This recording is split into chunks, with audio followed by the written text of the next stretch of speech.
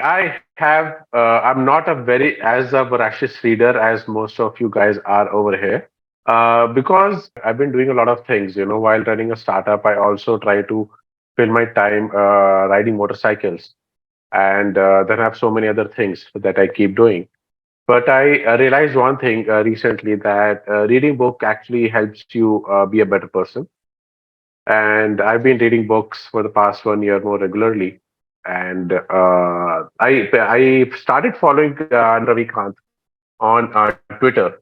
He's very popular on Twitter among entrepreneurs. He's a very famous guy, not because of he talks about how to build a startup, but because he talks about philosophy of life. He gives life lessons in very short tweets, and they really you really start thinking about your own thinking about your own life once you read his tweets.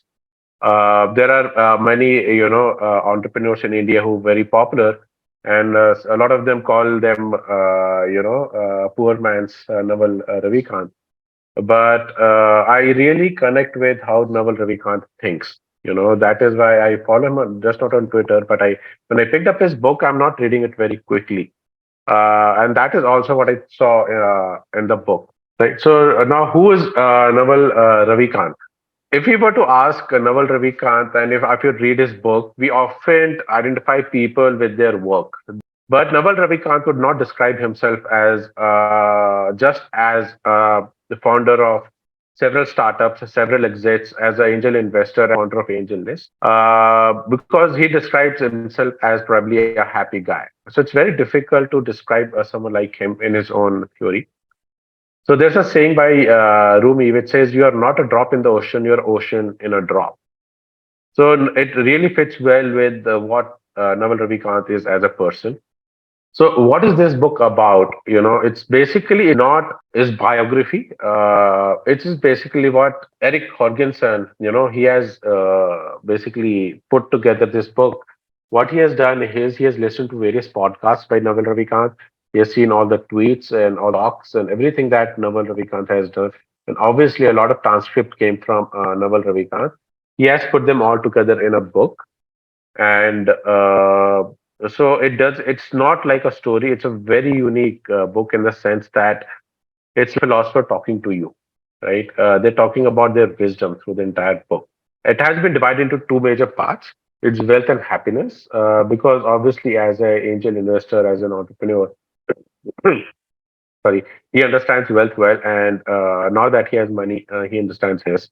And I think that is what he really shares his wisdom. So, talking about wealth, building wealth, I think a lot of people do understand, especially when you have, interacted with a lot of people when you're an entrepreneur and you've left the corporate grind.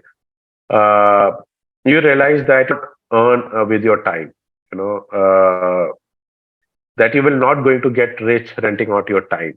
In most jobs, who we also consider successful, like lawyers and the doctor, they're still renting out time.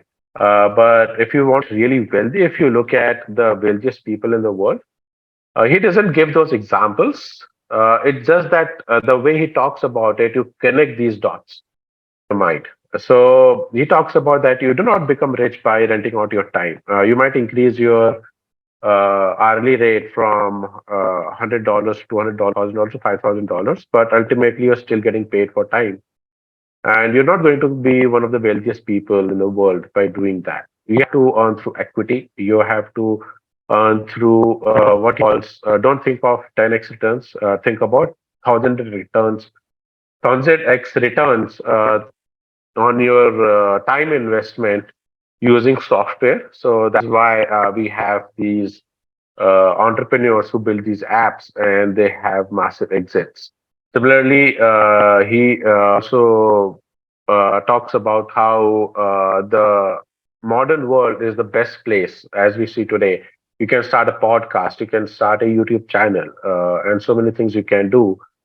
You can do stuff today where you can really get 1,000x returns on your time.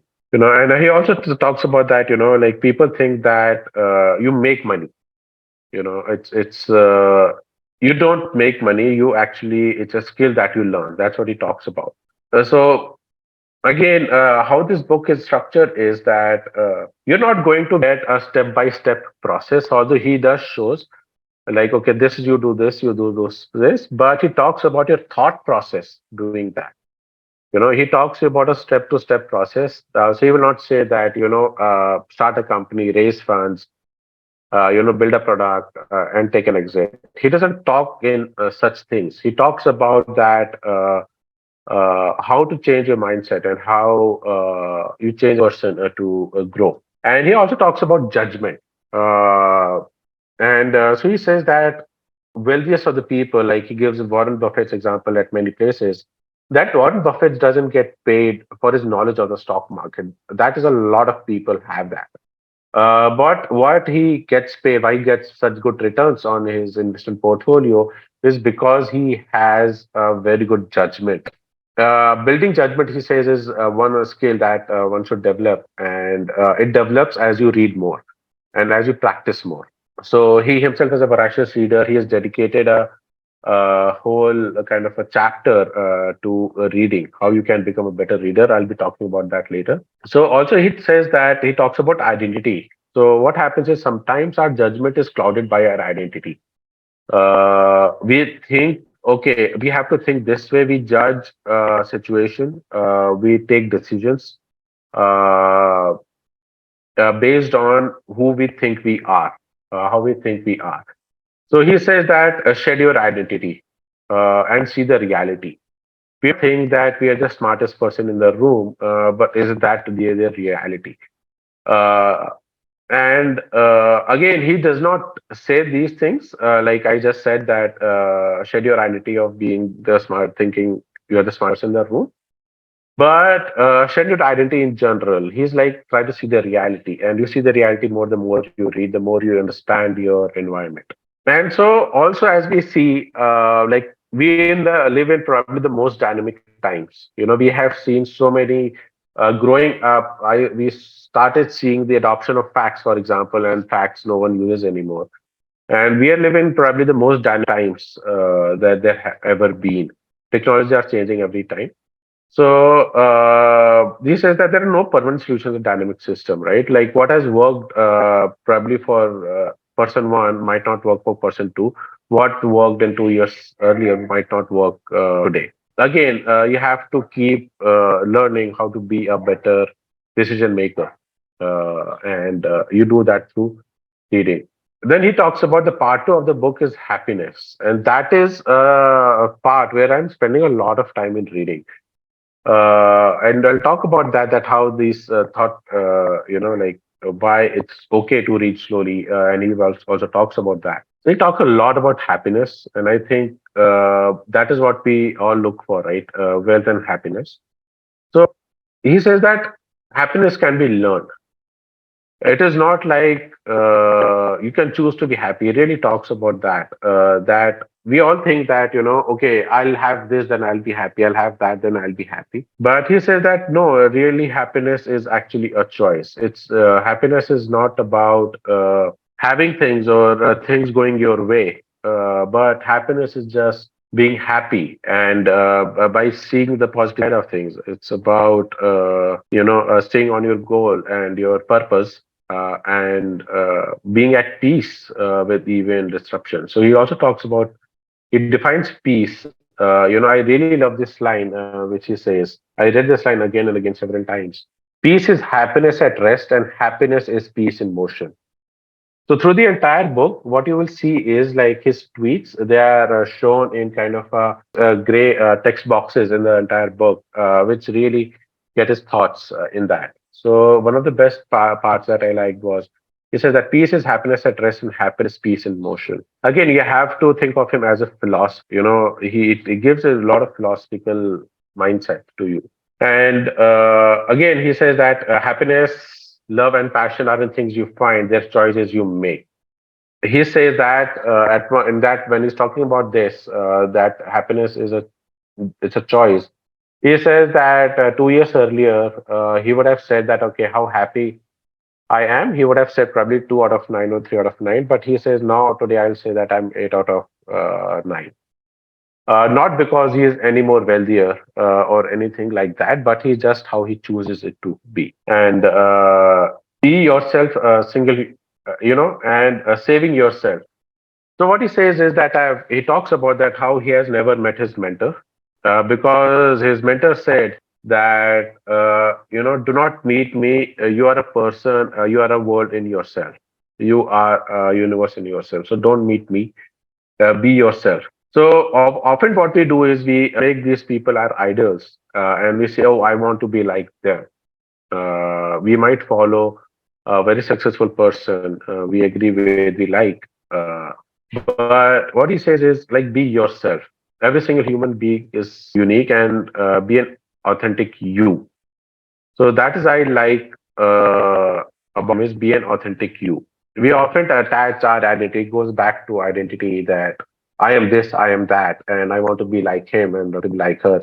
People even emulate. We see a lot of people wearing black turtlenecks just because they want to be seen as Steve Jobs. Well, what he talks about is saving yourself, and that will actually make you happier. Trying to emulate someone, no matter how much you admire them, might not make you happier person.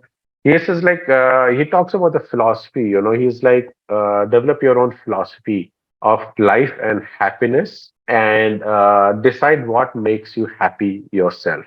And when you pick up this book, you will see an entire chapter where he shares a lot of blogs, lot of other books and other things that you should read and that he recommends. And what he says is like probably one of the reasons that I wasn't reading for some time was sometimes I try to read what others are reading and what others say are the best thing to read. What he says is not read what you love until you love to read. I love this line. Read what you love until you love to read. So it's absolutely fine. If you like reading a very simple book and just read that, and slowly and steadily you will start loving to read. I think somewhere in the book he says, and it's also there in his tweets, he says that if you read 1 hour every day, you're in the top 0.001% of the humans, right? Very few people in the world read at least 1 hour a day. Also, that is something that I connected. That's why I put it here. Reading a book isn't a race. The better the book, the more slowly it should be absorbed. That is why I'm not reading this book very quickly.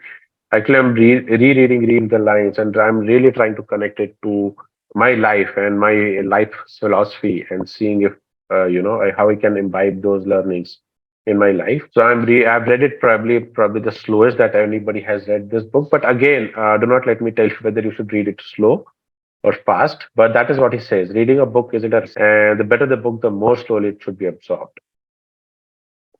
And Naval Ravikant is a person. If you read his tweets, if you read how the philosophy, he doesn't do ifs and buts. He doesn't talk about exceptions, right? He'll say that when he talks about happiness, let's say, for example, I cannot quote him exactly, but basically what he says is that people who are living far below their means have a freedom which people continuously upgrading the lifestyle will never understand. So if I was to people who are upgrading the lifestyle, they have to read this tweet, then suddenly they'll start saying कि नहीं ये exception है वो है फलाना है ढिमकाना है. But uh, there will always be exceptions, and he doesn't. He understands there are exceptions, but he still gives those very absolute kind of statements, which might not be everyone's cup of tea. And he actually addresses that. He knows he's such a smart person. He knows that people will there are exceptions. So he says that pointing out obvious exceptions implies that the target isn't smart or you aren't. So, whichever statement we ever make in life, there always be exceptions. But if you are pointing out those exceptions, I mean, is it really needed? And one thing which I like is, and a lot of people say that I've read so many books, and I also used to think the same way that the number of books that you completed are an identity metric. And because he himself says that there are a lot of books that I have not read completely. He has skimmed through many books very quickly, and he's basically got the gist of the book. He's like, that's what more important. And he says that the number of books still completed is a vanity metric. So that is what talks about reading and how I implement this in my life. So while I'm constantly trying to evolve as a person, and but we all change achievements, right? I have to do this, I have to do that, I have to achieve these numbers, I have to achieve those numbers. So I'm also trying to slowly adopt myself and try to focus more on happiness than achievements. I'm trying to see the positive things in my life, no matter how bad things might get, and try to be happy in those situations. And definitely, I'm trying to increase the time that I read every day. I'm trying to put my phone down. I'm kind of a social media to some extent. I use it for about 1 hour a day, social media, but I'm trying to completely reduce that and start focusing on books more. One thing that I have to really start doing, personally, I'm talking about, because again, if you don't implement this book, if you want to read it as a book and just, keep it back in your shelf, you're not making the best use out of this book. If you read this book, what you should really actually try to see and connect it with your life and try to really improve how you think. So, said I'm an avid biker. So there's a bike race today, and I'm getting FOMO because I also yesterday I was at a conference. So today I also have work at office after this, and having FOMO, right? All my friends are going to be there. So how can I avoid FOMO? I keep getting that because I do so many things. Because I'm actually attached to my identity as a biker. So again, probably I'll read this book again very quickly in a few months or few weeks. Because how can I shed my identity of a biker as a fitness freak? I try to go to the gym every day, about for 1 to 1.5 hours. And how do I manage all these things, all identities? Can I keep doing this without? Can I keep doing these things as time allows without attaching it to my identity? So that is what I'm planning to do now. So that was my outtake from the book.